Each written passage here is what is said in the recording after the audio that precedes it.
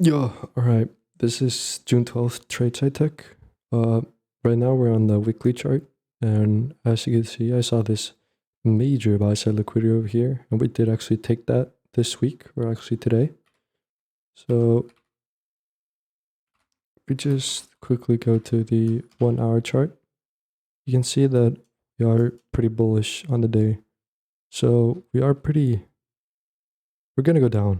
That's what I was thinking. We're gonna go down. We've been taking out all of these sellers where their sell stops are. So I feel like we were gonna go a little bit down today, even though I am still bullish. But since the weekly took buy side liquidity, we're bound to do some sort of retracements. So during the AM session, I wanted to look for shorts, and during the PM session, I might want to look for longs. But I did, however, take another short during PM. But yeah, this is the hour. If we go to the 5 minutes, I saw this. We had CPI today.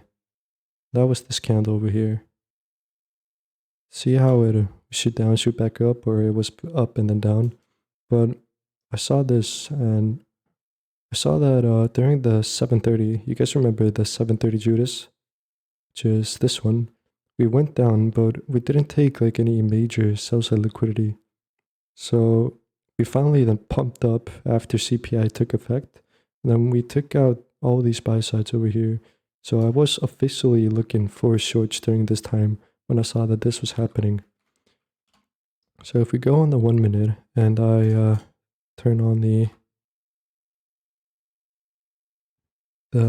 things I've been putting out, I marked out, first of all, I marked out time, which was midnight open, 8:30 open, and 9:30 open.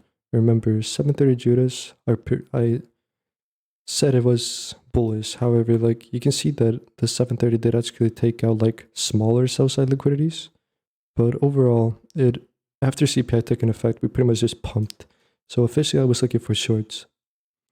So of course, I don't trade before market open. So none of these here were valid for me, especially when 9:30 opened here. Let me just move this up here. See, this is the 9:30 candle, and it did kind of a spike up into this bearish order block over here, and it just pumped straight back down. So I didn't actually like going short yet, because if I wanted to go short, I'd actually want this to respect 8:30 open here, these equal lows, pump back up and give me a short entry above midnight open, because I like to go short above midnight open and go long below midnight open. Anyways, 9:30, 8:30, and midnight open. We pumped down, market opened, we pumped up, straight back down, and then we continued up. Like I could have entered here and taken this short down, but I didn't again because I didn't like the respect of 9:30. We continued up and finally took out buy side liquidity. It is actually equal highs, but we did, however, finally took it out, and we created a stop rate. That's exactly what I wanted. The stop rate is 5 handles, which is perfect for me. We displaced pretty good down, created an order block here, and created a BPR over here. But we never actually broke structure to the downside. So this BPR here, it wasn't valid for me. Or this order block here, it still wasn't valid for me to enter shorts. So if we just zoom in a little bit more, we created equal lows, which also becomes sell side liquidity. So created equal lows, we pump back up into the BPR, into the order block. I did not enter off any of these. We go back down and we create this bearish breaker block. This is exactly what I was looking for. So I was hoping we would actually break structure to the downside. During this time, I was actually live streaming this, all of this here. And my friend Tom, who goes by Wix destroying intermediate term lows, that is confirmed market structure shift. So actually, I took his word this time. And since it was CPI, the market was going to be volatile and all that, I did lower my lot size by 1 mini. So instead of going for my regular 4s or regular 5s, I took 3 minis this time. So sell side liquidity, which is an intermediate term low by this fair value gap here, which makes this one and this one an intermediate term low. We finally wick it out. So for him, that's a market structure shift, but technically for me, it isn't. But I did actually go for it this time and test out the waters, dip my toes in, you know? we finally pumped back up. We didn't actually hit my breaker, but I know some of the people in VC were entered in because of this fair value gap over here. But again, I wanted to at least half fill this fair value gap with this breaker block. It goes back down, fails to take the low, which is exactly what I wanted. It goes back up into the bearish breaker and pretty much completely fills the fair value gap. This candle actually completely fills the fair value gap. This one doesn't. But that's exactly what I wanted. We just fill it and then leave it behind. So I entered here with the breaker, and my stop is above this high over here, and relative to this high, as you can see, it's one tick above here.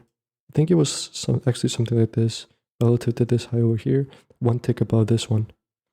So my first TP, my clear TP, was this sell side over here, which I have marked out by this X here. And then my final TP, which I wanted to hit, was this over here. I actually did have, I took one off because it was 3. So I killed one when we touched this sell side liquidity. And I killed another one when we touched midnight open. But I wanted to let the last one run to 111 ticks. Yes, exactly, 111 ticks for ES. That's nuts. But we took first TP. We pumped a little bit back up, which I actually wanted, so we can get a lot more people in the market. So the market would just continue down. We went back up for people to enter in again, retail buyers, that is. And then we came back down, hit my, where I killed one. This wasn't actually my TP, but I didn't like how we respected midnight open. So I killed one. And then we actually started to pump up a lot. And I noticed, like, I didn't like how we were doing that. We took out the low. We had a breaker that didn't take out a high, which would have been a mitigation block. But we actually created a breaker. So before we actually finished this pump over here at 10.19, I just killed the trade somewhere around 43 ticks. So if we go here and find 43 ticks, that's over here. That's this one right here at the bottom of this candle, actually. So first TP, 39 ticks. Second TP, 51 ticks. And then I killed the trade at 43, which is this one. And after I killed it, the market just completely pumped up. So since it hit my second TP, I would have put my stop at break even over here. So I would have got stopped out here at 10.35. So I'm pretty happy that I actually killed the trade. But you're not actually supposed to do that. You're supposed to just let your trade run. But it's CPI after all, you know? Look at this candle, bro. It's nuts. But yeah, that's the first trade of the day.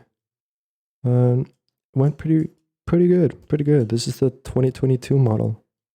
Buy side liquidity, stop rate created, market structure shift by wick this time, which I'm not comfortable with, but I did take it. And it went my way. Technically 51 ticks of profit. Alright, and then this is the second trade that I took. This one actually happened during the PM silver bullet. So this right here is lunge. This thumb down here is 1150 to 1210 macro, which is a lot more volatile than most of when the market behaves usually. This is what ICT teaches. I don't know if I'll teach it though. I might, maybe in the future. However, I've noticed during this time I was watching the market, we were creating buy side and taking it out simultaneously. So again, I was thinking about taking longs during PM session.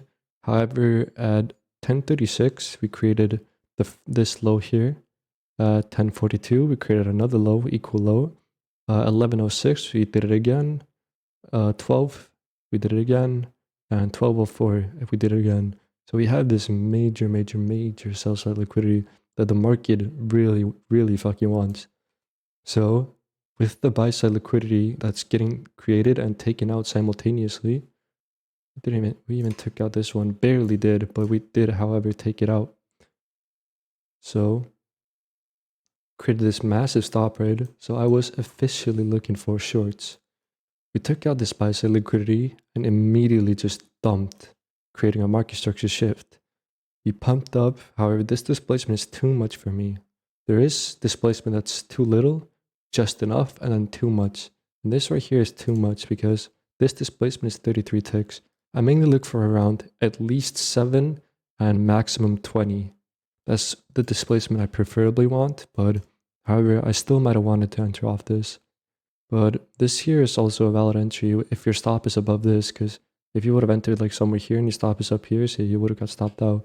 This is what a long-term high is. It's a guaranteed placement for a stop. However, I did not take this because I was actually looking for the PM silver bullet. So we pump up, gives an entry, jumps down, takes out sellers that would put their stop loss here, jumps down again, takes out again sellers that put their stop here, taking out these buy-side liquidities. So we go down, we failed to take the high, which I wanted to see. It's starting to look like we're about to reverse back. We dump down, we break, we have this small breaker structure here. We continue down, creating this order block that I was looking for. This is actually a mitigation block. We continue down and get this nice, beautiful displacement, this candle over here. We actually market structure shift, a beautiful market structure shift, taking out this low, and this low. We pump back up into my entry, which was this 2-minute fair value gap. This is actually a 1-minute CB over here. It's a lot bigger. It's actually a little too big. So I go to the 2-minute, and it's, I think this one here is 2 ticks, which is pretty good. However, this is also a valid entry, but I did want to get a tighter risk.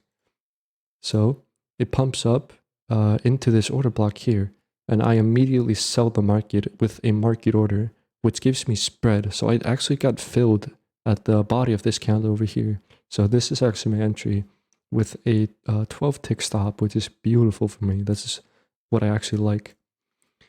As soon as it hits the order block, we just immediately start to sell off. We just dump and dump and dump.